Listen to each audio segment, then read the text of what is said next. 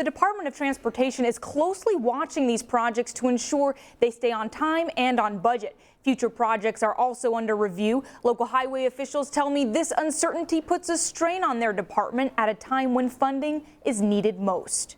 Overall system on the local level is in a state of decline. While it may look like construction projects are booming in southern Illinois, the funding for them is not. Rural Illinois and rural America are really struggling to keep their infrastructure in place. Williamson County Highway Engineer Greg Smothers is dealing with uncertainty when it comes to the state transportation budget. We live and die to some degree on the programs that they administer. Current state construction projects are under financial review, and federal funding runs out in May unless Congress takes action. This funding is ultimately expected to come through, but experts argue major changes needed to keep the state highway fund sustainable. They don't have enough money.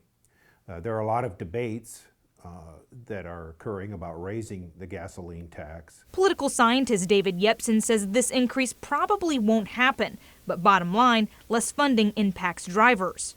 Fewer projects, not as much maintenance as needs to be done. We're doing less and less every year. Much of local infrastructure funding comes from a state gas tax. Smothers says although more southern Illinois drivers are using the roads, the region only gets about 20% of this money. The rest stays up north. Increasing that number to 40% could mean better paved roads and safer bridges for drivers. That's where the rubber meets the road. You know, we should get the money for the systems that we have to maintain.